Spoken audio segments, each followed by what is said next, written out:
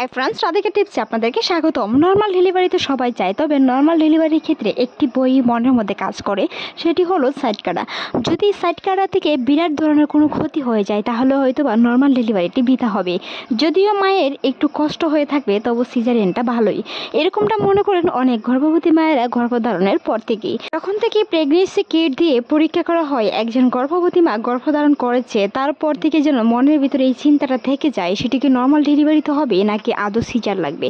Caesar ডেলিভারিটি আগে বেছে নেওয়ার কারণ একটাই, নর্মালে অনেক সন্তান বিরাট ধরনের ক্ষতি হয় বা অনেক সময় সন্তান নর্মালে প্রতিবন্ধী হওয়ার চান্স বেশি থাকে, সেটি গর্ভবতী মহিলারা বেশিরভাগ সময়ই লক্ষ্য করে থাকেন। যদিও মায়ের একটু কষ্ট হয়, তবে সিজারিয়ান ডেলিভারিটি ভালো সন্তানের জন্য। আজকের এই ভিডিওতে আলোচনা করব সিজারিয়ান কিংবা নর্মাল ডেলিভারি সাইড কাটা বিষয় নিয়ে, যেটি জানার পরে আপনি জানতে পারবেন নর্মাল ডেলিভারি থেকে সিজারিয়ান ডেলিভারিটি ভালো কিংবা নর্মাল ডেলিভারিটি সাইড কাটা কতটুকু গুরুত্বপূর্ণ কিংবা কেমনটা পরবর্তীতে ধারণা করা যায়। নর্মাল ডেলিভারি যখন হয়ে থাকে তখন পিন ব্যথা থেকে অনেকেই 7 দিন ব্যথাটা স্থায়ী হয়, কারো কারো ক্ষেত্রে সেটি 5 দিন বা 2 দিন থেকে 3 দিন পর্যন্ত স্থায়ী হতে পারে। পিন ব্যথা হয়ে হঠাৎ তীব্র ব্যথা হয়, এরকম গর্ভবতী মায়েদের নর্মাল ডেলিভারিটি হয়ে থাকে। তবে তীব্র ব্যথাটি বেশিরভাগ সময় 5 থেকে 4 ঘন্টা থাকে, কারো কারো ক্ষেত্রে সেটি 2 থেকে 3 ঘন্টার মধ্যেই সন্তান প্রসব হয়ে থাকে।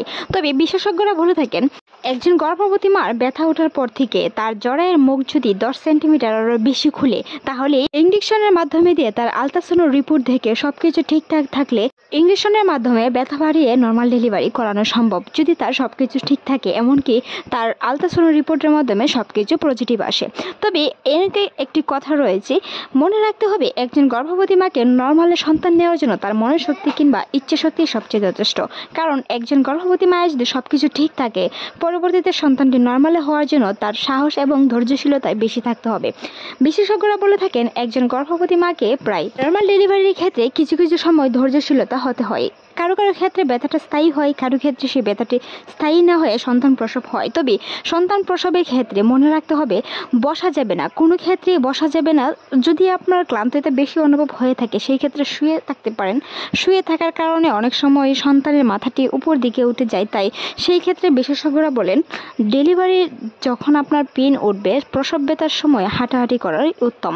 হাঁটাহাঁটি করার কারণে সন্তানের মাথাটি নিচ দিকে নামে, যেটি আপনার নর্মাল ডেলিভারিতে অনেক সহায়তা করে। এখন আসুন মূল আলোচনায়। নর্মাল ডেলিভারি সাইড কাটা।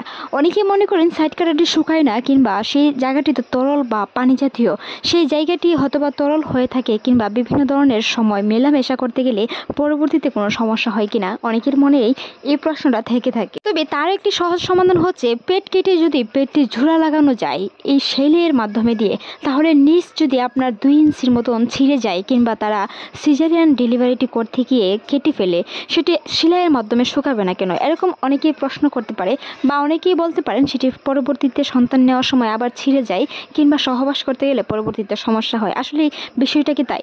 বিশেষজ্ঞরা বলে থাকেন একজন নারীর যখন নিজ সিজার করে ফেলে তখন মেলামেশা করার একটি নির্দিষ্ট সময় থাকে, নির্দিষ্ট সময় পর্যন্ত মেলামেশা করা যাবে না, এমনকি আপনার হাঁটা চলাও বিরাট ধরনের পরিবর্তন আনতে হবে। সিজারিয়ান রোগীর ক্ষেত্রে একজন সিজারিয়ান মা সুস্থ হতে প্রায় 40 দিনেরও বেশি সময় লাগে, যেটি পরবর্তীতে সন্তান নিতে অন্ততপক্ষে 3 বছর গ্যাপ দিতে হয়। কিন্তু নিজ সিজার হলে এরকম সন্তান নিতে গেলে পরবর্তীতে গ্যাপ না দিলেও চলবে, যদি আপনার সেলাইটি ঠিক মতো সঠিক যত্নে সঠিকভাবে শুকিয়ে যায়। মনে রাখতে হবে সেই সময় কোষ্ঠকাঠিন্য থেকে ধরে সব ধরনের মেডিসিন বিশেষজ্ঞরা দিয়ে থাকে, তাই নিজ সিজার ক্ষেত্রে কোনো ভয় নেই। যদি আপনার সবকিছু ঠিক থাকে তাহলে সন্তানটি নর্মালে নিতে পারে।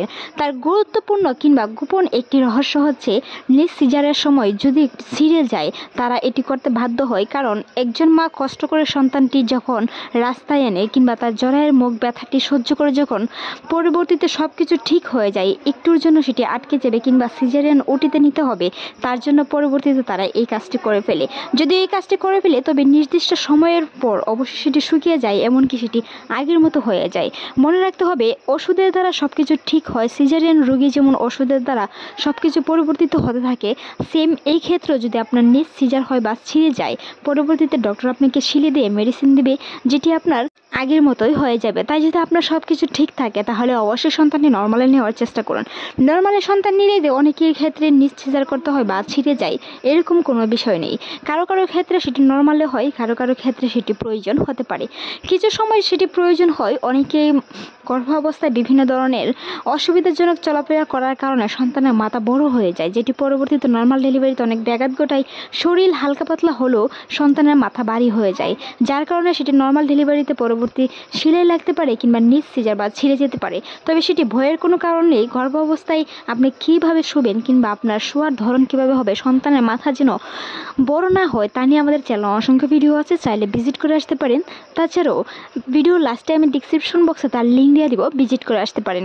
সেই সাথে আমাদের চ্যানেলে সাবস্ক্রাইব করার অনুরোধ রইল, এরকম অসংখ্য ভিডিও যেন সবার প্রথমে আপনার কাছে নোটিফিকেশন চলে যায়। আলট্রাসাউন্ড রিপোর্টের মাধ্যমে যে ডেটটি দেওয়া আছে সেই ডেটের আগে সিজার করতে যাবেন না। যদি আপনার ব্যথা না ওঠে, যদি আপনার প্রসব ব্যথা ওঠে, এমনকি আপনার বাচ্চার পজিশন উল্টো থাকে, তাহলে অবশ্যই সিজার করতে হবে। কিংবা বিভিন্ন ধরনের সমস্যার কারণেও অনেক সময় সিজার করতে হয়। তবে মনে রাখবেন, যদি সন্তানটি নর্মালে হয় কিংবা নর্মালে হবে ডক্টর আপনাকে বলে থাকে, তাহলে ধৈর্য শক্তি রাখুন, এমনকি মনে সাহস রাখুন।